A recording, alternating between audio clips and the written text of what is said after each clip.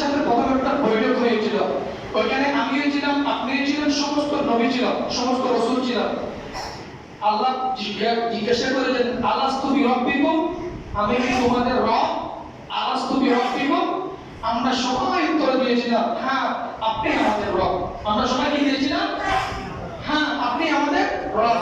আমরা ওই আল্লাহকে রব মেনে, ওই আল্লাহকে জান্নাতের, যিনি জান্নাত বানিয়েছেন, যিনি জাহান্নাম বানিয়েছেন, জান্নাত বানিয়েছেন ঈমানদারদের জন্য, জাহান্নাম বানিয়েছেন বেঈমানদের জন্য, ওই আল্লাহকে আমরা আলাস্তু বিরাব্বিকুম বলার সাথে সাথে হ্যাঁ আপনি আমাদের রব আমরা স্বীকার করেছিলাম। আমরা এই দুনিয়ার জগতে ক্ষুদ্র কামনা বাসা নাই, ক্ষুদ্র ক্ষমতার জন্য, টাকা পয়সার জন্য ভাই ভাইয়ের সাথে মারামারি, পরিবার প্রতিবেশীর সাথে ঝগড়াঝাটি, আসলে নাই, আসলে নাই।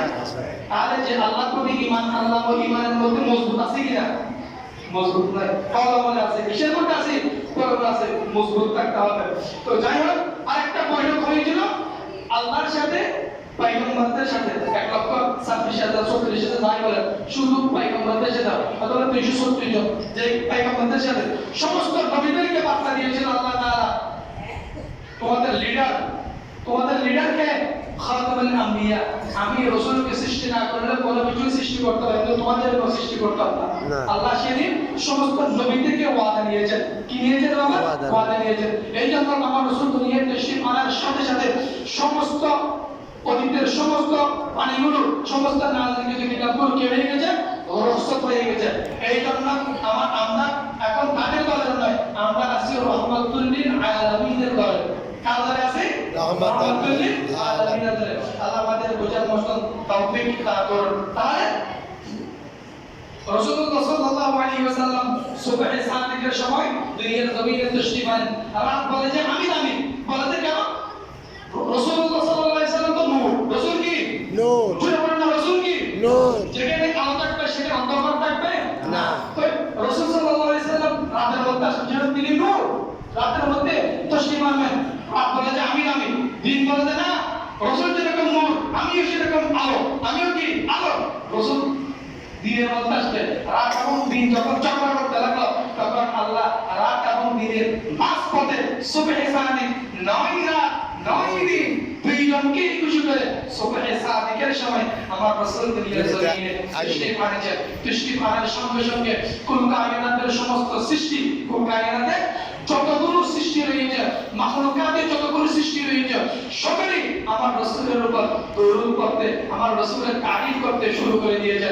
কেননা দুনিয়া থেকে জুলুমের কবর হয়ে যায়, পাপিষ্টের কবর হয়ে যায়, অন্যায়ের কবর হয়ে যায়, যতগুলি পাপী হয়ে যায়, সমস্ত যতগুলি মূর্তি পূজা হয়ে যায়, সমস্ত মূর্তি পূজা রেখে হয়ে যায়, কবর হয়ে যায়, ওয়াহাদানিয়তের সূচনা হয়ে যায়, সমস্ত মূর্তিগুলো ভেঙে চূর্ণ বিচূর্ণ হয়ে গেছে। উচ্চ আওয়াজ দিয়ে বলেন না সুবহানাল্লাহ।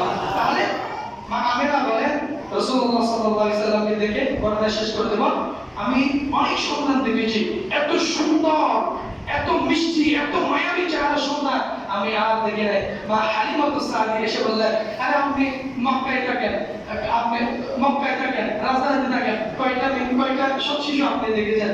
আর আমরা তো যে প্রান্ত থেকে আসি, আমরা আমাদের প্রান্তে ওয়ার্ড, ইউনিয়ন, উপজেলা, জেলা, দেশের মন্ত্রী, minister, member, UP chairman, MP যতগুলি রয়েছে, সমস্ত রাজা প্রজাদের সন্তানগুলো আমরা লালন পালন করি। দামি দামি রাজা প্রজাদের সন্তান আমরা কি করি? লালন পালন করি। আমাদের গ্রামে তারা বলা হয় কতগুলো সন্তান, রাজপ্রাসাদের কতগুলো সন্তান আমরা দেখেছি। কিন্তু আমি হালিমাতুস সাদিয়া বলি, এত সুন্দর শিশু, এর মতো সুন্দর শিশু আমি আর দেখি নাই। এটা বলার পর দাদা আব্দুল মুত্তালিব বললেন, আরে তোমরা কি কজন শিশু দেখেছ? আমি ইরাকে যাই, রোমে যাই, কত বিভিন্ন রাষ্ট্রের মধ্যে সফরে যাই, আর আমি খাদিমে কাবার মুত্তালিব, কত মানুষ শিশু হওয়ার সাথে সাথে আমার কাছ থেকে দোয়া নেওয়ার জন্য আসে। কিসের জন্য আসে? দোয়ার জন্য আসে।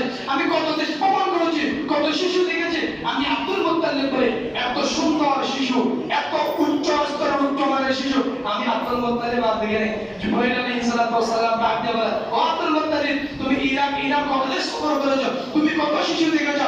আমি হযরত আদমকে জান্নাতে দেখেছি, হযরত মা হাওয়াকে জান্নাতে দেখেছি, মা বাবা আদম থেকে ঈসা পর্যন্ত সমস্ত নবীদেরকে আমি দেখেছি, ইব্রাহিম খলিলুল্লাহকে নবুয়তের আগুনের মধ্যে দেখেছি, ইউসুফ আলাইহিস সালামকে পানির ট্যাঙ্কির মধ্যে দেওয়া হয়েছিল না, পানির ট্যাঙ্কির মধ্যে আমি সমস্ত নবীকে দেখেছি, সমস্ত রাসূলকে দেখেছি, সমস্ত সৃষ্টি আল্লাহ যত বড় মাখলুক সৃষ্টি করেছেন আমি সকলকে দেখেছি।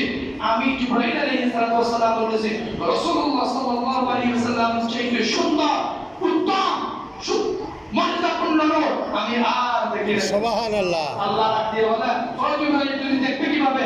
আমি তো রাসূলের চাইতে সুন্দর পৃথিবীতে আর কিছুই সৃষ্টি করি না। সুবহানাল্লাহ। সুবহানাল্লাহ বলেন না? রাসূলের চাইতে সুন্দর, রাসূলের চাইতে উত্তম, রাসূলকে সৃষ্টি না করলে আল্লাহ দুনিয়া সৃষ্টি করতেন না, আসমান সৃষ্টি করতেন না, জমিন সৃষ্টি করতেন না। রাসূলের চাইতে সুন্দর আর কিছু আল্লাহ সৃষ্টি করেন নাই। জিবরাইল আল্লাহ রাসূলের সাথে যখন মেরাজে মা আমিনা বলতেছেন যদি আজকে বাবা বেঁচে থাকতো, যদি আজকে বাবা বেঁচে থাকতো আমার সন্তানকে আমার আশেপাশে, ঘরের আশেপাশে, গ্রাম মহল্লার আশেপাশে সব শিশু সন্তানকে বাবা বাইরে হয়ে না থেকে খেলাধুলা করে কি করে না? বিভিন্ন কারণে আপনারা কিনেন না? আল্লাহ বলে ও মা আমিনা তুমি চিন্তা করতেছো তোমার সন্তানকে কে নিয়ে খেলবে, তোমার সন্তানকে কে খেলা কিনে দেবে, তোমার সন্তানকে লালন পালন কে করবে? আরে মা আমিনা তোমার সন্তান খেলার উপযুক্ত তখন দেখবে সমস্ত পৃথিবী তোমার সন্তানের কদমে। সুবহানাল্লাহ। যখন আব্দুল মুতালিব আবু তালেব বললেন আমি একদিন মাগরিবের পর চন্দ্র মাগরিবের পর একটা সূর্য, এটাকে আমরা কি বলেন চন্দ্র বলে এটাকে, মাগরিবের পর একটা সূর্য ওঠে না, এটাকে কি বলেন আপনারা? চাঁদ। বাবা তোমাকে মাগরিবের পর যখন একটু ঘর থেকে বাইরে বেরোলাম তখন আমি দেখতেছিলাম তুমি হাতে যেভাবে করো চাঁদও তোমার সাথে ঠিক সেভাবে করতেছে। তাহলে বাবা কি কোনো বাবার খবর আছে চাঁদকে নিয়ে বলতে বাবা আমি তোমাকে চা দিয়ে দেবো, হ্যাঁ আই চাঁদ মামা টিপ দিয়ে যায় এরকম বাবা বলে না? কোন বাবার খবর আছে চাঁদকে নিয়ে সন্তানের কাজ হইতে? আবু তালেব বলতেছে যখন তুমি হাত যেরকম করো চাঁদও তোমার সাথে সেরকম করে, তুমি হাত যেরকম করো চাঁদও তোমার সাথে খেলতে থাকে। আমি হঠাৎ চিৎকার দিয়ে উঠলাম, হাতটা যখন তোমার গায়ের দিকে যখন নামতেছিল চাঁদও তোমার সামনের দিকে চলে আসতেছে, তখন দেখলাম নয় আমি চাঁদের দিকে দৃষ্টি দিয়ে দেখলাম, আমি মনে করি যেন চাঁদ তোমার গায়ের উপর করে অবরণ সৃষ্টি হবে। দেখলাম নয় বাবা তুমি যেরকম করো তোমার হাত যেভাবে নাও চাঁদও তোমার সাথে ঠিক সেভাবে করতেছে। সুবহানাল্লাহ। আবার বলে যেদিন আমার রাসূল উপযুক্ত হবে ও মা আমার তুমি দেখবে চাঁদ পর্যন্ত আমার রাসূলের ইশারায় দ্বিখণ্ডিত হয়ে যাবে। আপনারা জানেন দেখি চাঁদ পর্যন্ত আমার রাসূলের ইশারায় হয়ে যাবে, দ্বিখণ্ডিত হয়ে যাবে। কবি বলেছিল চাঁদকে দুই টুকরো করে আঙ্গুলের ইশারায় ইহুদি কাফের সকলে মুসলমান হয়ে যায়। সুবহানাল্লাহ। না এই জন্য আমাদের বুঝতে হবে আমরা যেমন তোমার নবীর উম্মত নাই, আমরা আখিরি পয়গম্বর রাহমাতুল লিল আলামিন খাতামুল আম্বিয়া ইমামুল মুরসালিন রাসূল পাক সাল্লাল্লাহু আলাইহি ওয়াসাল্লামের উম্মত।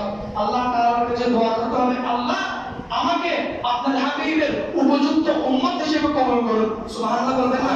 রাসূল আল্লাহ বারবার বলেন মাইয়ুতির রাসূল বিসমিল্লাহির রহমানির রহিম মাইয়ুতির রাসূল ফাকাদ আল্লাহ তোমরা যদি আমার রাসূলকে ইতাআত করো, অনুগত করো, আমার রাসূলকে মান্য করো তাহলে আমি আল্লাহকে মান্য করা হয়ে যাবে। এটা কোরআনের কথা। এটা কিসের কথা? কোরআনের কথা।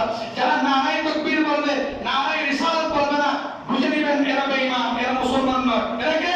বেঈমান। ওমা হুম বিমুমিনিন। রাসূলের উপর যদি আপনার ঈমান না থাকে, রাসূলের উপর যদি আপনার বিশ্বাস না থাকে, রাসূলের উপর যদি আপনার ইবাদত না থাকে, রাসূলের উপর সনদ যদি আপনার না থাকে, ওমা হুম বিমুমিনিন আপনি মুমিন নয়। আপনি কি নয়? মুমিন নয়। নারায়ে তাকবীর, আল্লাহু আকবার, নারায়ে রিসালাত, ইয়া রাসূলুল্লাহ সাল্লাল্লাহু আলাইহি ওয়াসাল্লাম। আল্লাহর প্রতি মানা মানে রাসূলের প্রতি মানা, রাসূলের প্রতি মানা মানে আল্লাহর প্রতি অবিশ্বাস স্থাপন করা। আল্লাহ তাআলা আমাদের হেদায়েত দান করুন, সহিহ বুঝ দান করুন।